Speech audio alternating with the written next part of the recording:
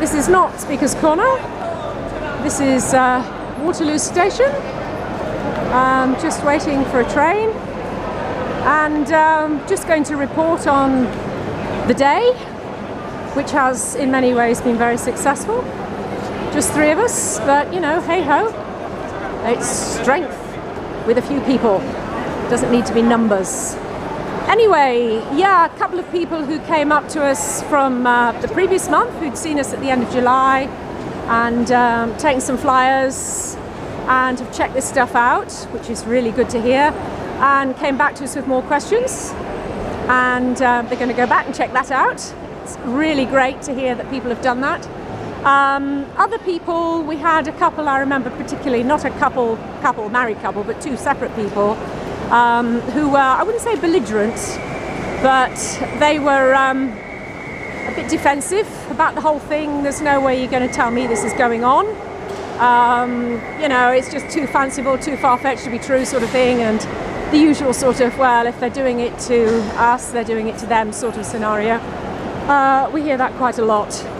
But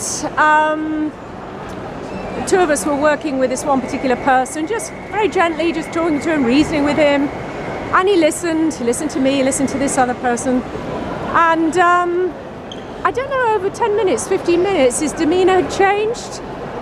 His attitude had changed, and at the end he was actually prepared to go and check this stuff out, and thought, well, he actually said, there's something in this, you know, I actually, okay, hands up, there's something in this. And it was good to hear, and this happened with 2 people, you know, to see them change from, we don't believe in all this. And if you try and think back, well, I try and think back to the very beginnings of my eyes being open to all this information. You know, it's something to really hit someone with, is this stuff, this agenda. You know, just the chemtrail side alone, and it's huge. It completely can rock your world. This is the thing, it can really rock your world. So, you know, to get someone to sort of, wow, look at this and just consider it is quite something, really. You know, people are so blinded to the truth, lapping up everything the media feeds them, everything they read. And so that was really good today, really uplifting. And then, of course, we've got my placard. We've got the one I walk with on my back, which I can't show you. But this one, the climate is changing because it's being engineered. That one, that is very good. We were standing at the bus stop at one point, off to have a meal, which is nice. Very nice meal, actually. And this guy comes up to us, and he'd worked for the BBC and worked making Horizon programmes, apparently. And he was telling us the interviews and people he'd spoken to. We're going back a few years now, of scientists who discovered that we were being sprayed with heavy metals and what it was doing to the planet. And he had some really good footage, really interesting footage. But guess what? When he got back to the BBC, they edited it all out. They didn't want to know. And, you know, none of the really important stuff ever got produced. And he said it was like as if the film wasn't mine. He said, you know, they completely took it and made it into something of their own creating. So he was a very interesting fellow to talk to. When we were having our meal, there was a lady that came up to us at one point, and her daughter is not really believing her mother about chemtrails and stuff, and she'd overheard a bit of our conversation and said, look, she said, have you got a flyer or something to give to my daughter? She said she doesn't believe me, sort of thing. And so sweet, lovely lady. And this teenage girl listened to us for a little bit and thought, oh God, I'm being outnumbered here, 4 against 1. Who knows? Hopefully she will look into it. Because, you know, teenagers don't listen to their parents, but when they meet other people that clearly can back up what their mother says, that's going to have an effect on you. So there was that. And there were other people that came up to us. Oh God, so many different people that actually are into different aspects of the agenda, which is really amazing. Some of the guy from Bangladesh who was telling us all about Monsanto and what they'd done to the people over there. and how when they first arrived with their G.M.O seed, I never thought of this one, they offered it for nothing, for free. They gave it to the people for free, you know, and of course they took it, didn't they? Because they're poor farmers out there and they have to pay for their seed. So they took this seed and they grew these amazing crops.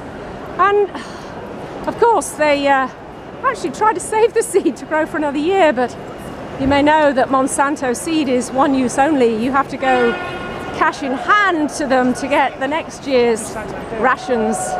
So they had them completely over a barrel. And do these people really know what GMO does to you? I don't know. But the thing over there is pretty horrific. There have been stories of many farmers committing suicide over this, being broken financially and otherwise by the greed and manipulation of Monsanto. So it was interesting talking to him, but that guy talked about all sorts of other things, how he didn't believe in vaccinating his children and how they've got him over a barrel in that respect as well, and he's having a few problems with the powers that be. So there were all sorts of people we met, you know, so many awake people now, and even coming here on the train this morning, you know, I met, well, they saw my placard, as people do, a group of young girls celebrating someone's birthday, and one of the girls said, I'm into that shit, you know, as always they say, and the other one said, so am I, so am I. So actually this group of half a dozen girls, 7 or 8 girls maybe, they were, 3 of them were awake. One of them's already my Facebook friend, help! But you know, it's lovely, and they will continue to talk amongst themselves. And then someone else on the train approached me, and someone else asked for a flyer. I mean, it wasn't a whole compartment because it was divided into first and second class, but still, to be actually having your say and talking to people, it's fantastic. It is just, the tables have turned more and more and more. Okay, a placard does help. People come up to you and say, yeah, I agree. They're not active out there on the streets necessarily, but they are. I'm just checking what time it is. My train is 21:50. I actually missed the last one. I didn't say that, but never mind. I'm not going to miss it this one. I've been here too long now. So platform, what was it? Platform 9. Yeah, so I've got to go out this way now. So yeah, it is heartening to see so many awake people, and they might not be doing anything actively like I am, but the thing is they're awake, they're aware, so they're not lapping up what the media feeds them, what they read in the newspapers, and you know, it gives me hope. And of course it's important for people to remember they can help themselves as well. You know, the heavy metal detox thing, things we can do. Oh right, platform 9, yeah, I'm not going to miss it this time. Thank you. 5 minutes, I've got 5 minutes, okay, thanks. Yeah, missed the last one. By a whisker, but hey ho. So yeah. Right. Longish journey home because it's a stopping train, but never mind. That's what the Bible says. You are the liar. My God is a liar. He's not a liar. He's telling you the truth.